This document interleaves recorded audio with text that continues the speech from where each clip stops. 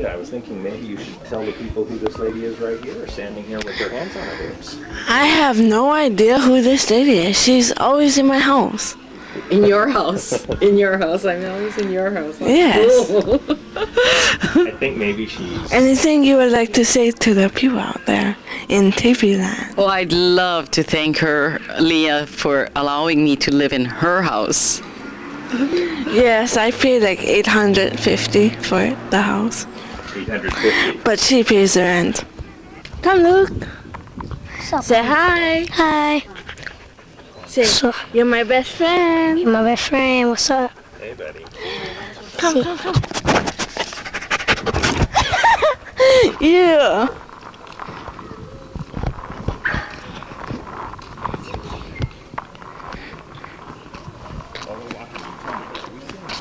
Oh, we're seeing the sun up there and my Uncle Neil pulling up and cars and trees and a wall.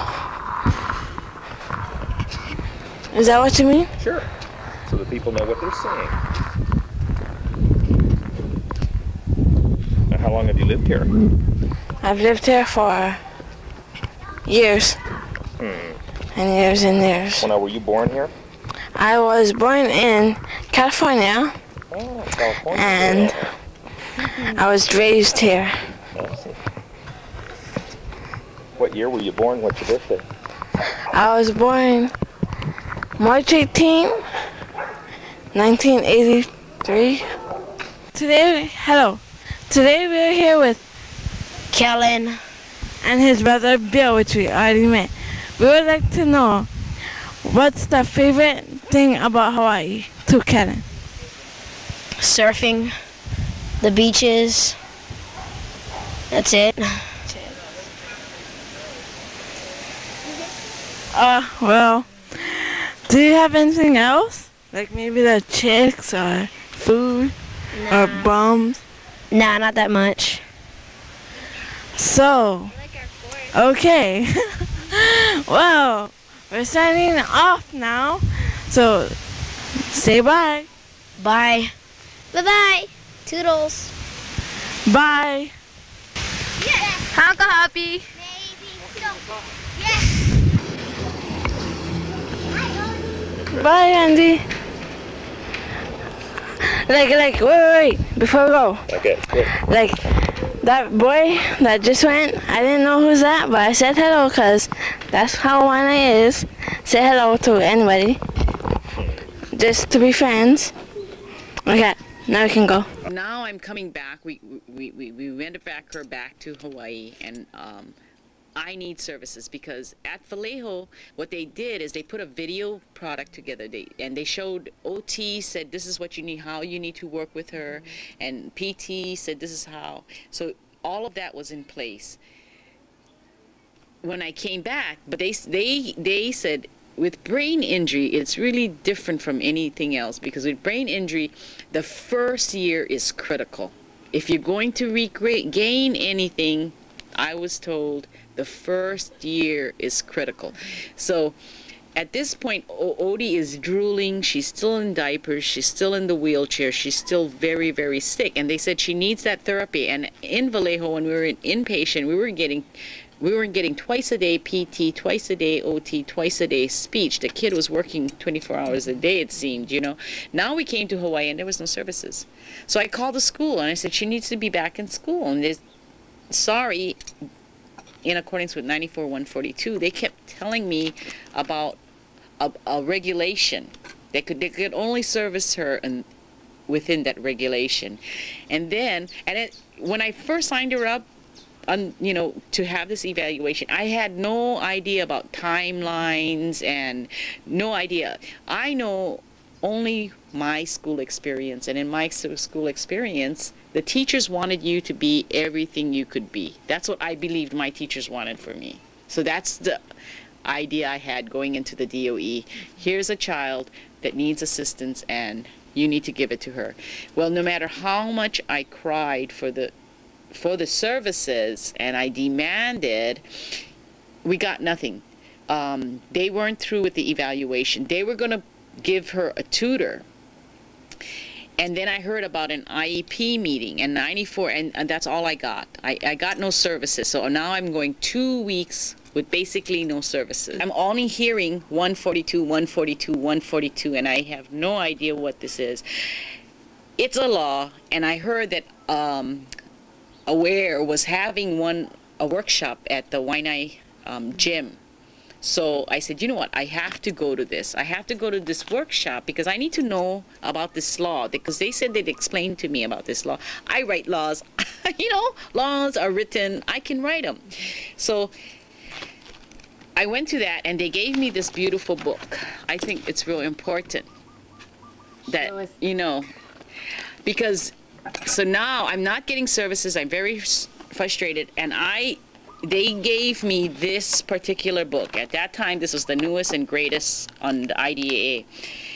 So I've read it cover to cover. I mean, you got to see all the yellow stickies, all the highlighted. I took the time. I read this cover to cover. So when I went into the IEP meeting, because see, all the DOE quoted this. This is 94-142. They quoted this to me. This is what I called every day to the school, and they told me about this law. So I said I was going to be prepared. And me, when I do something, I do it well. This is what I need to know to get her services. This is what I knew when I went in June 1st. So June 1st, I went in fully aware of just about every sentence. So anytime they told me, no, she couldn't have the services, I pointed to the law that says that perhaps I could. So at 8 o'clock in the morning, we started this meeting. We had nurses there. We had psychiatry there. We had everybody there. They sat down, and they said, this is what we're going to provide for Odee. And I said, really? You haven't even met Odee yet. And so they had this outline. I don't even have a copy of it. I don't know what it was. But they had this whole series of plans of what they were going to do to Odee. They were going to provide. So then, when in the process, somewhere along the line, they tried to treat her as, you know, try to write a plan for retardation. Because, you know, brain injury retardation is all in the same. It's not. It's specifically a class of its own. It's a different disability. If you have retardation, you're treated one way, traumatic brain injury another way. This was June 1st, 1992. So February of the accident, our family had been under a lot of trauma. You have to agree that we had been under a lot of trauma. Well, within the meeting, because I knew exactly what I wanted for my child, I knew the services that was required. I had all the medical documentation supporting my desire to get the services. Somebody in the room said, Mrs. Zangerly, now what about all the other children? And at that point, I was just like, you know, I got my finger and I went to each individual, literally went to each of them, and I said, you know, every parent should be actively advocating for the services. Don't put the burden of all the other children. We have enough to deal with. And really, I could not take on the guilt of all the other children that weren't getting the services. I just knew that I wanted the services for Odee. The next day, I went into Marty Madison's office and I said, Marty, I want to sign. I want to go to hearing. My meeting, Marty is at the district level, special ed superintendent for the Leeward district, and I went in there not knowing what I was talking about, but I knew I was going to the top, because this all-day meeting, 8 hours of meeting, did not resolve anything. I still did not have any services for my daughter. And you did not sign the IEP. And I did not sign the IEP because they wrote it for a child they hadn't even set eyes on. Not one person in the room had even set eyes on the child.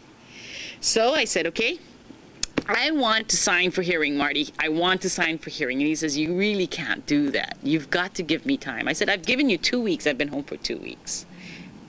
I have no services. And Vallejo had really brainwashed me that you have to have these services within the first week if it's traumatic. I mean, within the first year. You need to get back. If you get anything back, you're going to get it in that first year. If not, you've lost it. And so the first year is critical. So we went on. Marty said, please give me a week. Please give me 1 week. I said, Marty, you've got 1 week and I want that form. I want to go to hearing. Everything I've asked for in this book, nobody can answer. Now, if nobody can answer, fine. I want to go to hearing. So now I had been home for 2 weeks. Nobody could come see Odee.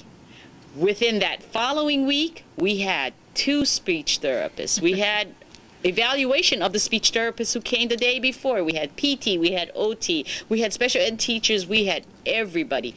Everybody crammed into our home. We had people going in and out of our home that 1 week because I wanted to sign for hearing.